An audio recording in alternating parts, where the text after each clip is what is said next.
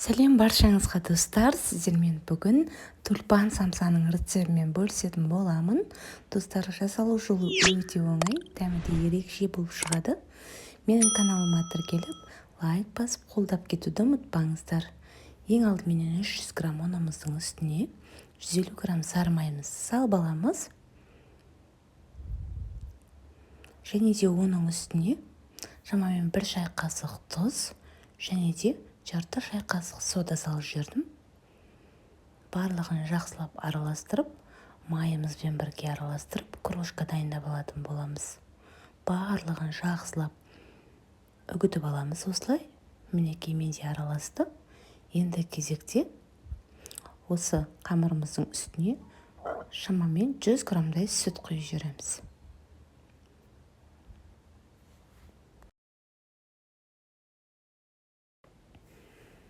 Дәл осылай барлығында құйып, жұп-жұмсақ қамыр илеп алатын боламыз.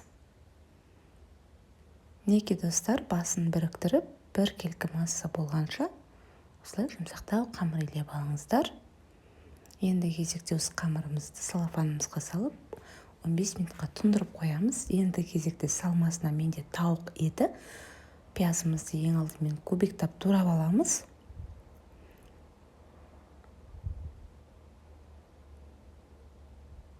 Достар, мұнда Инстаграм парақшам бар. Инстаграм парақшама да тіркеліп алыңыздар. Ол жақта әртүрлі дәмді рецептермен де бөлісіп отырамын. Мінекей пиязымызды турап алдық. Етімізді де дәл осылай кубиктап, майда бөліктерге бөліп турап алатын боламыз.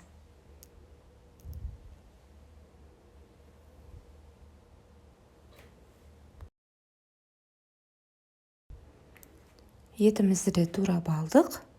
Енді кезекте татымына қарай үстіне қара бұрышымызды, әшілеу болғанын қаласаңыз көптеу сала беріңіз, және де татымына қарай тұз салып алдым.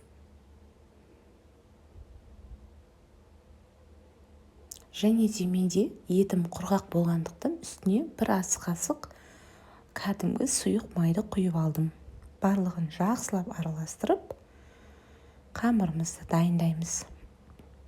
Қамырымызды ең алдымен осылай 2 бөлікке бөліп, колбаса тәрізді етіп, домалақтап алыңыздар.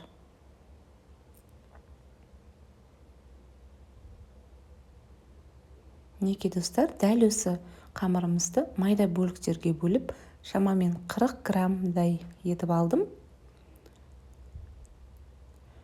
Барлығында осы 40 грамм шамасында етіп алып, жасап шықсаңыздар болады. Неке қамырларымыздың барлығын дайындап алдық. Енді кезекте осылай домалақ етіп, осылай тақтайымыздың бетіне қойып, тағы да аздап холодильникке қойып алыңыздар 10-15 минутқа. Неке достар, сонда біздің қамырымыздың құрамында май болғандықтан, жаятын кезде бізде әдемі формасын ұстап, өте керемет болып тұрады. Май болғандықтан тез жұмсарып кетеді, қамырымыз жаюға келмей қалады қыздар. Неке осылай жұқалау етіп турап аламыз. Кешіріңіздер, жұқалау етіп жайып алыңыздар. Және де үстіне жаңағы салмамызды салып, бір шетін кесіп, айналдыра отырып, түйіп шығамыз.